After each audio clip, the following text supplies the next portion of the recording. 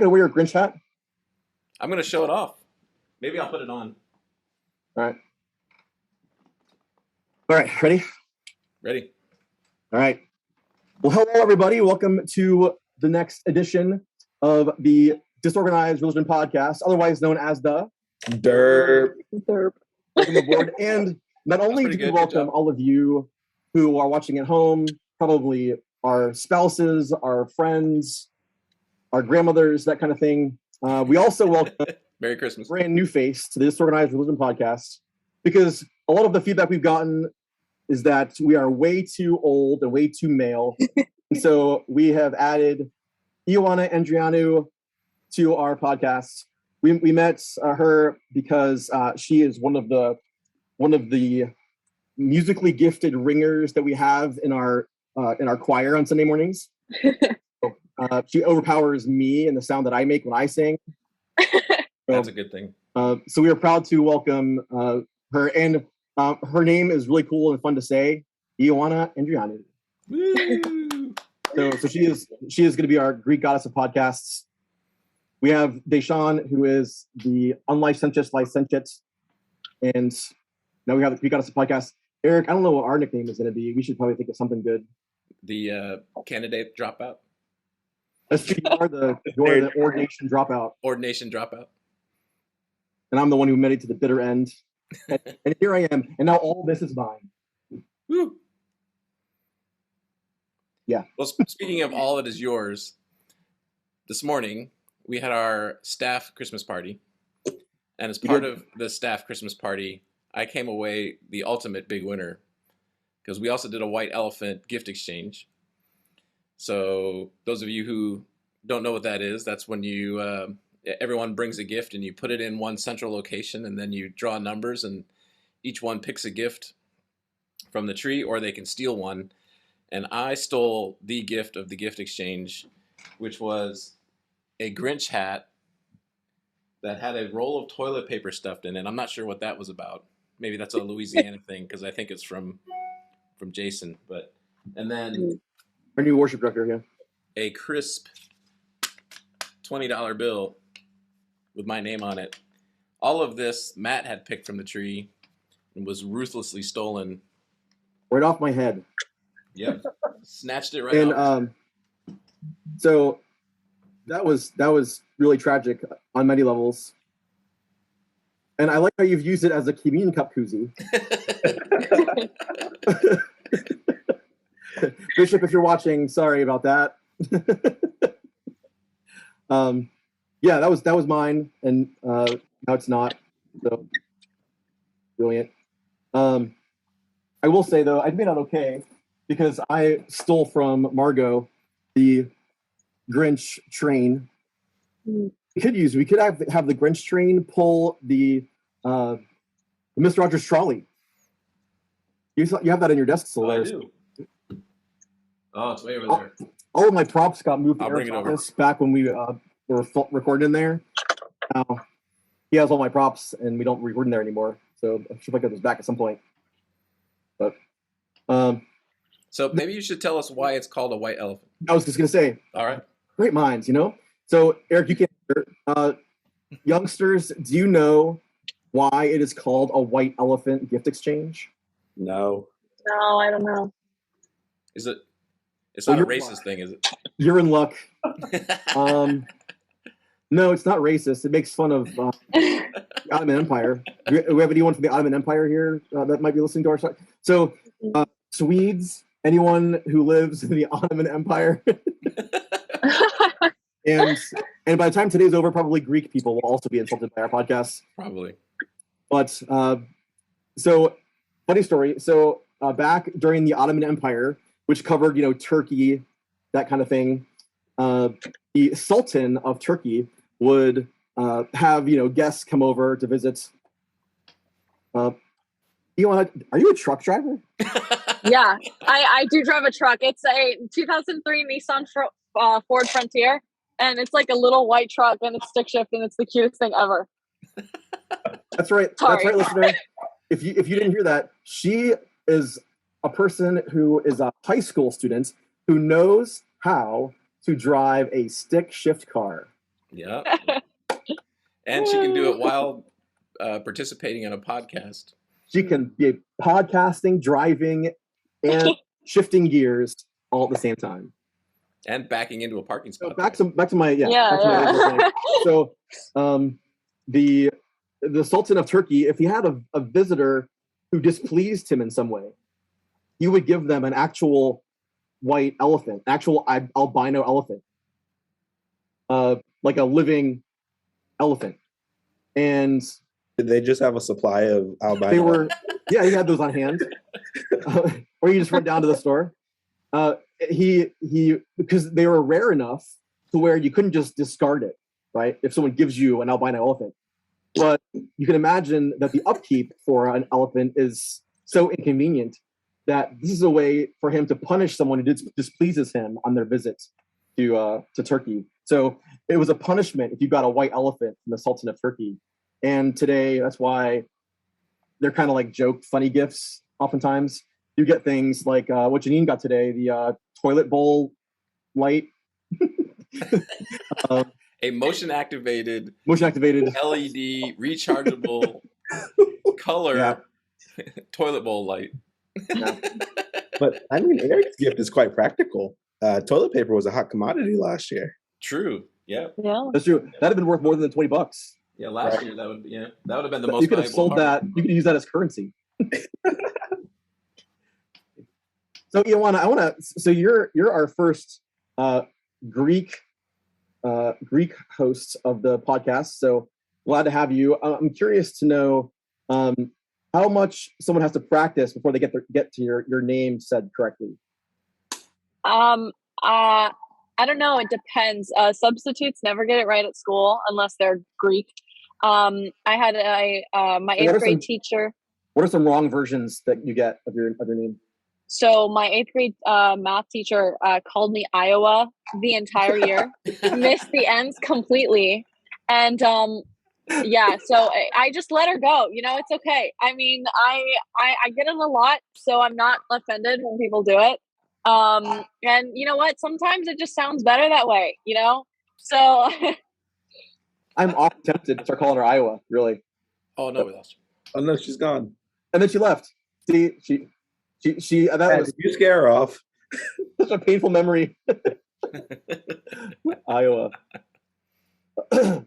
Well, yeah. So it's Ioanna, Ioanna Andrianou. I thought it was Andrianou. Is Andrianou? We'll have to have her say when she comes back.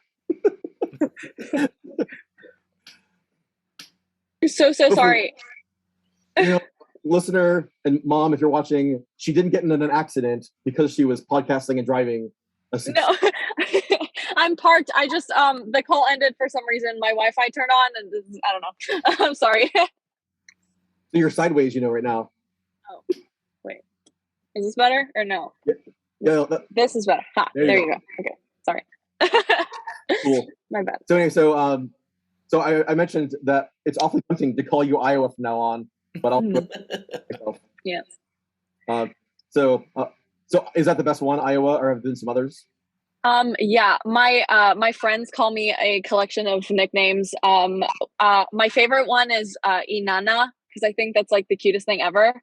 And then like I don't know, then it gets like weirder from there. It's like Mino Nana, like then it gets to like Tijuana, No Nan, like it gets worse, occasionally I get the iguana, but yes. Yeah. We should write these down. So basically any jumble of letters that ends with na, you answer. Yeah. Yes. Fair enough. So I was going to go to Greece. You're actually from there, right? Like you lived in Greece, right? Mm-hmm. When did you move here? I started 2nd grade here. So I moved here when I was like 7 or 8. Yeah. You've seen it. So why are all the buildings there in ruins? That's a good question. They have any buildings that did? I lived in Athens. I was born and raised there. So I've never actually been to the islands. A lot of people ask me if I've been to like Zakynthos or Crete or whatever, but I've actually never been. Every time I go and visit strictly to go see my family because, you know, we don't visit very often. So I don't know. Honestly, the city is very dirty. There's graffiti everywhere, and it's like the buildings are so close to each other. They don't have yards. Like it's very different from here. I couldn't tell you why they're in ruins. Well, it could be a pro or con because Yeah. I mean, I guess every place had buildings back then, but only the Greeks have lasted this long, even in ruin form. So, Yeah. so maybe that's a compliment We just don't. Our economy is kind of bad at the moment, so we don't necessarily have the money to rebuild. Another thing is just it's kind of like part of our culture. So like in Athens, there's the Parthenon. We go and see that all the time. It's still standing. They're actually making new. They're making like the new molds of it, like different parts that they're missing. They're trying to rebuild the Parthenon with like the new pieces that they're building and like the old ones from years past. So that's pretty cool. You know, there's actually a Parthenon in Nashville. Oh, really? Well, it doesn't seem to be the original. So, and like, no offense, but like in America is in way better shape than the one in Greece. I bet. Okay, one last question about Greeks. What is the OPA thing? Okay, so the OPA thing, there's like this whole historical story that goes into it. I don't like. I know that it's like when people when they dance, we have like big parties and stuff in Greece. And so when people dance, they used to like throw napkins and plates on the ground as like a celebration. So that's what we do. Like even today, I dance at this like Cretan cultural center, and we do parties and stuff, and where we all dance, and we throw plates and napkins and money on the ground and stuff like that as like a celebration. So that's why every time somebody breaks a plate, we say "opa," because like that's what we say when we break plates. So it's just yeah. Oh. Your parents are cool. My parents would have said, "Get a broom and clean that up." Wow. My guess is they don't yell "opa" when you break a plate at home. It's only like no, they do. When you break a plate at a party. That is awesome. No, it's really funny. No, because we'll be at home and like I'll drop a glass or something, and my dad will be in the living room going "opa!" And it's like, Dad, I just dropped a glass. Like, so yeah. Is your dad like the dad in the movie who keeps claiming that everything was invented by the Greeks? Yeah, actually, yeah. He tells me it's that one scene in My Big Fat Greek Wedding where they ask, he's like, "Give me any word, and I'll tell you like the origin of it." So I actually have one if you want to hear it. Oh yeah. Yes. Okay, so it's the word chimichanga. That's Greek? So It's a Greek word?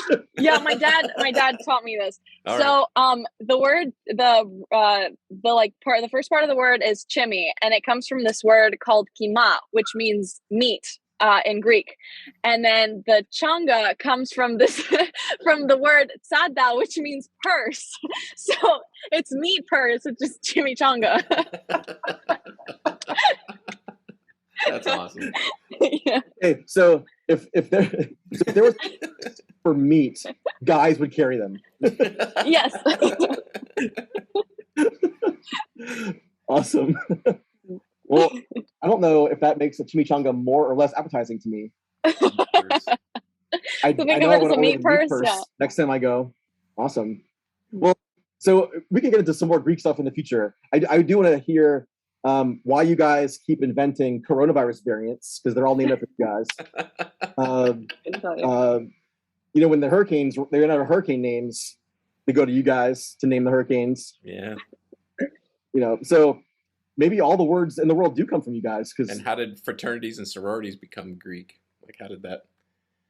Stay tuned, podcast listeners, for future Greek. You know, funny about the Omicron variant. You know, Omicron isn't the next letter. Actually, it was nu. Was the next Greek letter in line, but they didn't want to call it the new variant because every variant will be the new variant. so they skipped a couple letters. So DaShawn, have you had to learn the Greek alphabet? Not quite. Isn't that a math thing? In math, they had no. We kind of just operate with like delta and theta. Delta and theta is ones we use a lot. And pi. You gotta work with pi. Pi. You use pi. And pi. Who doesn't know pi? Matt, you took Greek in seminary. How'd that go? Actually, for being in a fraternity, I started off ahead of everybody else in my Greek class. So because I knew my alphabet, I was okay as a pledge, and anyone could ask me to do the Greek alphabet whenever they wanted. So one of the punishments I had was to alpha, beta, gamma, epsilon, beta. Yeah. So. So note, if you're planning to go to seminary, it's good to be quizzed on fraternity and sorority Greek letters. Right. Well, they aren't. They're just Greek letters. Fraternities and sororities can't claim to own them. I think the Greeks have them first. But, yeah. So before we become as offensive to Greeks as we have been to Swedish people. And now Turks. But glad to have you here. Whether no matter what anyone wants to call you, as long as it ends in na, you're talking about her. So I'm glad to have you. So I'm curious what you guys think. I've been getting ready, mentally for Christmas Eve. Yes. Are you preaching somewhere, DaShawn, on Christmas Eve? No, I'm not. You want to? Yeah, that would probably be frowned upon if I skipped that night. But at least, Ioanna, back when I was an associate, and Eric worked at the same church as me, we had to hear the preacher do the sermon 7 times. We had that many services, and we sat through it 7 times. Oh my God. Yep. And fortunately, he's really good. And so you laugh at the same jokes every time too. That was always the hard part. Well, you were sitting in the back. I'm sitting in the front, and everyone can see my face. I have to laugh at every joke. I've heard it 7 times because they'll look at me and go, "Why isn't not think Jim's funny?" So they'll laugh. But he was good. It's better to hear him 7 times than a lot of other people, including myself. But I have been thinking about Christmas, and there's a temptation to include in your sermon how much you'd like for church to be as crowded on Christmas Eve as it is every other day, as it is on Christmas Eve, right? Right. You want to say the jokes like, everyone, we do this every Sunday. Right. Or feel free to come back, Nick. Y'all come back now here. Yeah. We always come up with some kind of sermon series that'll be catchy for January. Last year, I just said it. I announced we're doing the sermon series, and you might be wondering, are they doing that just to make us come back? My mom's calling. My mom's going to watch me right now decline a call from her. Awesome. Because Eric won't delete it, won't edit it out. He never edits out things that are embarrassing to me. He always includes them and leaves them in. Yeah, that's the best part. Hey, Mom, I'll call you back after the podcast. So there's always so I'm doing the promo for the thing, and I said, and you're probably wondering, is he just doing this to make us come back in January? And yes, I am. But I'm trying to wrestle with that this year and be aware that don't be that guy, Matt. Most people, right, are not that are there. Most people have been there more Sundays than not. But you're preaching the same sermon to people who hear sermons twice a year, and they hear the same stories. They come and the Christmas story. Yeah. They hear 2 Bible stories a year, and they're always the same ones. So how do you preach that is for them and for people who are there every week? Yeah, if you're a C&E Christian, right? Going to preach a sermon. Yeah. How would you approach that?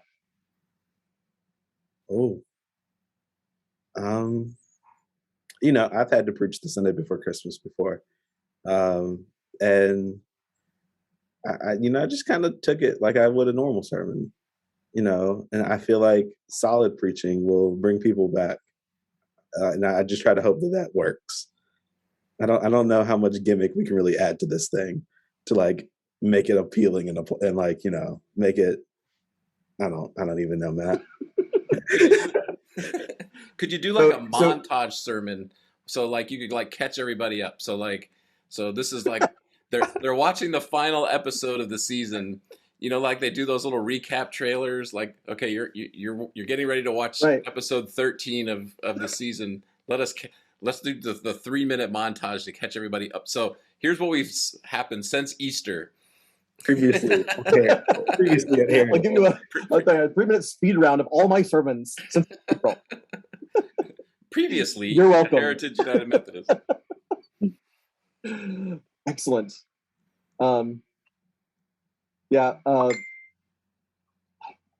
Eric, I think that was the best idea. I like that one. I mean, Eric, could you edit together something like that from all my sermons for the last? I probably could actually. That's greatest hits. It wouldn't be a blooper reel though. That's what it would be. There wouldn't be any quality content in there. It would be all Matt's biggest screw ups. If I did it, it would be. By the way, in case you missed it, Ioanna and the rest of the choir were preparing for weeks and weeks and weeks for this past Sunday. Only for the first 5 minutes to be a total Pastor Matt dumpster fire.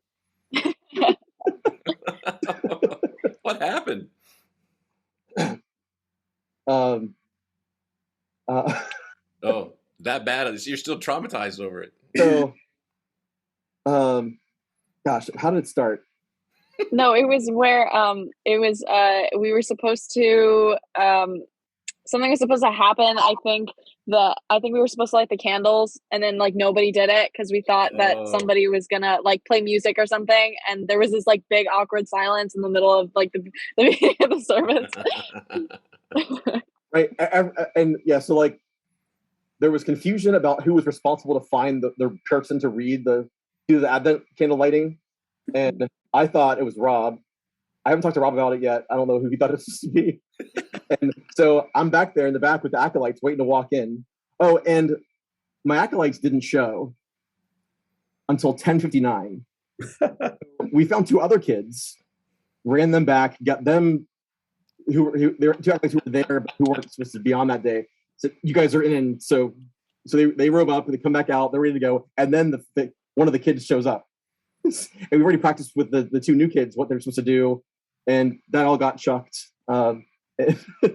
So I'm like in the middle of that, and I look around and realize like, wait, nothing's happening.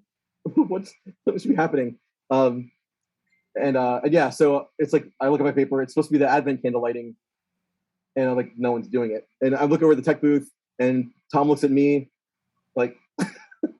And so then he announces, would the Advent candle readers please come to the front? That was the best part. It's like we're paging someone in a Walmart. We need to clean up on aisle 3 and so, to read. so I grab Ryan, who's our oldest acolyte. He'll be the most adaptable. Come with me. So I'm like, just come with me. So he has the lighter, right, for the Advent candle. He gives it to the other kid and then follows me.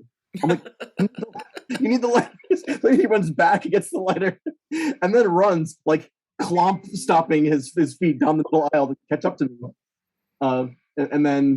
And unfortunately, a few weeks ago, something funny happened, and he said something up there that made people laugh. Ever since then, he's been like stand-up comedy up there. So he kind of likes it when everyone laughs at something that he does. so he's kind of enjoying that. I said, so I'll do the reading, right? And then I do the reading. We walk off. And then I realize, oh, I'm supposed to do another reading. So I get back up. And like finally, after the first reading of the musical thing, you all just started singing, and it got better from there. But it was a whole hot mess. Yeah. and it was all me. The podcast is supposed to be disorganized, not the worship service. Right. Yeah. Right. No, it's No, okay. It was good. This is a free sample, right? I mean, the music was great. I mean, you guys crushed it. It was beautiful, so fun. What did they sing? Oh, what did they sing? What did they sing? Oh, we Good sang stuff. a bunch of songs. We sang like Song of Mary. We sang just a bunch. That's probably the most popular one. I don't know. Do you remember any, Mr.? Okay, first of all, no one on the podcast calls me anything but Matt. So, Oh, okay. I'm sorry. Pastor Matt. My bad. Pastor Matt. Mr. Matt. That shows too much respect for me in this venue. That a respectable enough job of any of this. But thank you, I appreciate it. You're very kind and respectful and polite. Okay. Then with that, Pastor Matt. No, Mr. Knable. Okay. Mr. Knable has us doing a magical concert in like 7 minutes. So yeah, so she can't think about the songs from last week. She has to think about songs that she's doing now. So they did With Joyful Expectancy. You sang With Joyful Expectancy. We did. Song of Mary, Breath of Heaven. How do you remember that? I don't even remember that, and I was practicing it for He's reading it off of his. I'm cheating. Oh, okay. I was like, what? I was like, there's no way. It's amazing. Go tell Ioanna, thanks so much for hanging out with us. Go sing and tell Rob that he's messing up my schedule by having you come and do this concert right now. But thank you. Thank you for having me. I would love to come back on and talk about more Greek stuff. And stuff about the service too. It's fine. So awesome. And we'll have you sing a solo from this concert next week on the podcast. For the for the podcast. For the Christmas service, I'm singing a solo for the 5 o'clock and the 7 o'clock. So I'll be there to listen to your sermon. Nice plug. So everyone, you're going to hear Ioanna actually sing live and in person Christmas Eve. So be there. Okay. Go sing well. Bye. Yeah, but I feel like so unlike DaShawn, who's just always cool under pressure, unflappable, never shaken by the moment.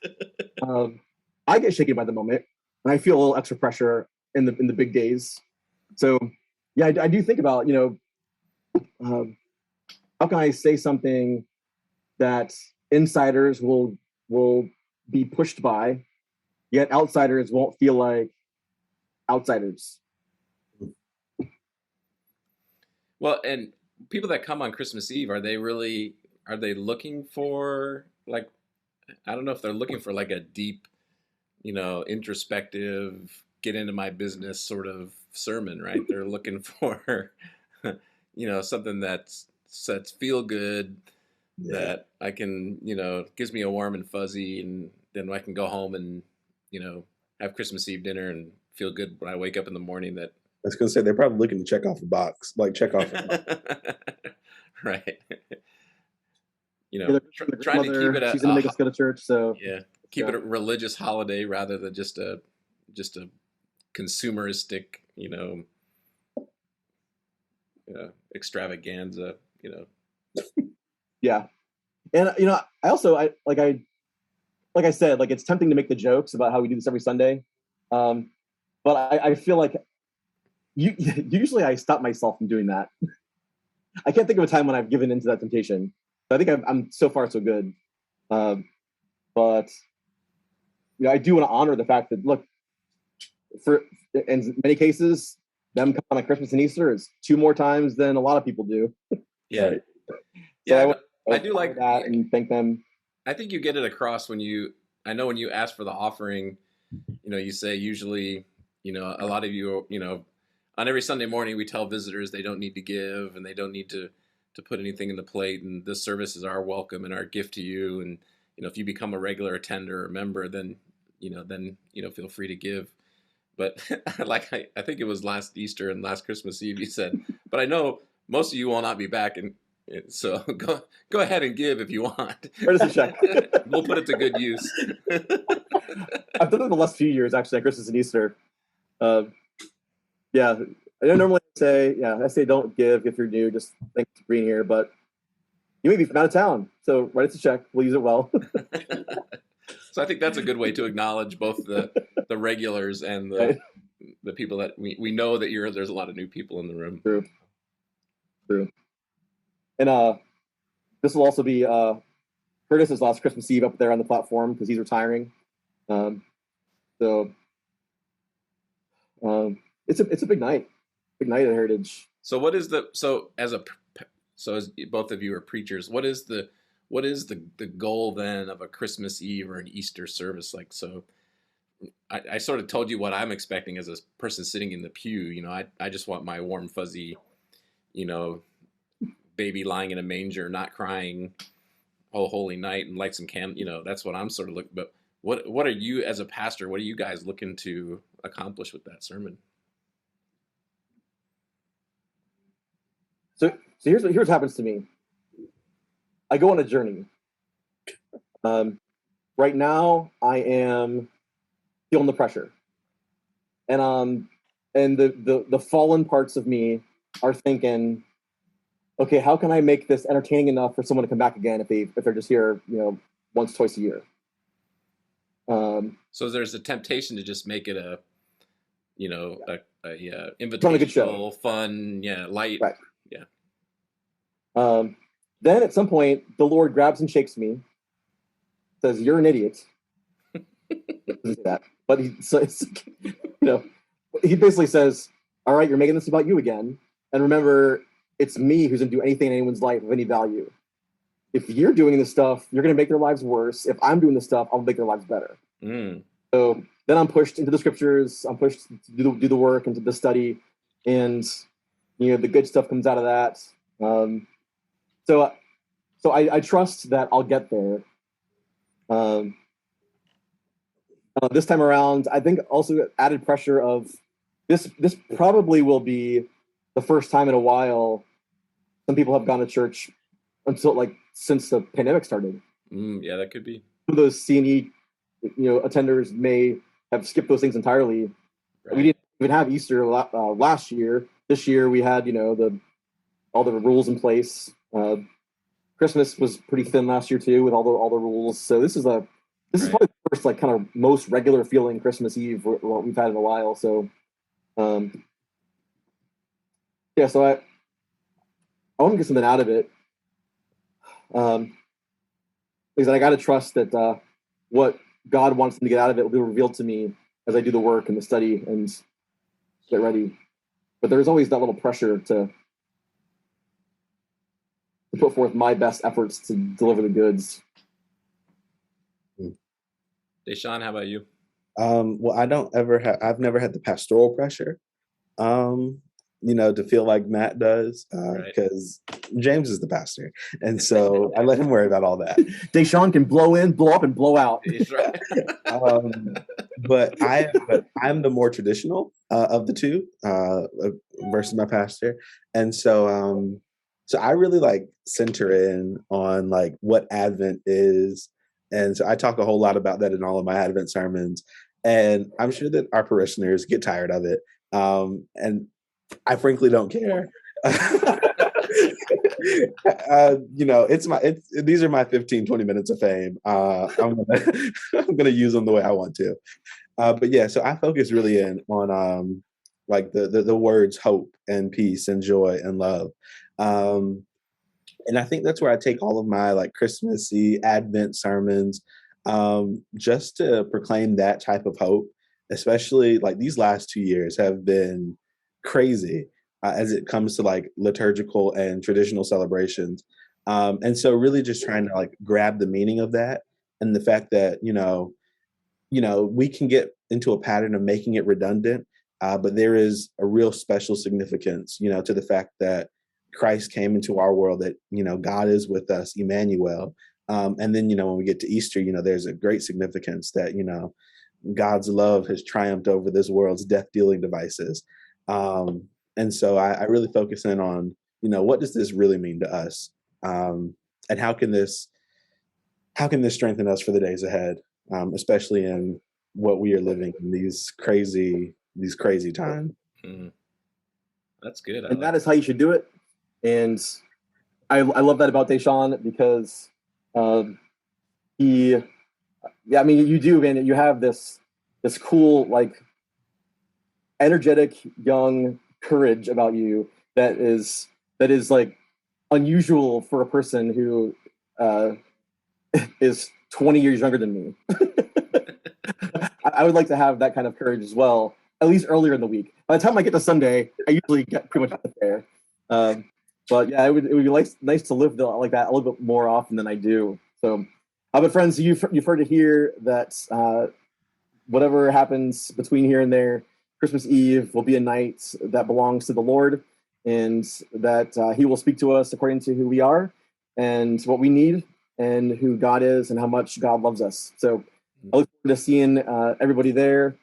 We'll actually do another episode before then, I believe, but still make your plan to be here with us if you can for worship. If you currently don't have a place to go to on Christmas Eve, we'd love to have you at Heritage. I'm sure DaShawn, they would love to have some visitors at Mount Olive, and you can check out our websites for times and dates. So we'd love to see y'all Christmas Eve. Yeah, I was going to put a pitch in for Mount Olive too. Hey, what time are your services? Do you know on Christmas Eve? We don't have a Christmas Eve service. Well, in that case, come to Heritage. Go to Heritage. I'll be at Heritage. All right, DaShawn. We'll go to Mount Olive other times. They're good when they're on. And any of our Mount Olive listeners, if you'd like to come over to Heritage, we would love to have you as well. Glad to have you anytime. Yep. All right. Well, for Eric and DaShawn and Ioanna, who is now somewhere singing in a concert, take care. God bless. And we'll see you guys next time. See you guys. See ya.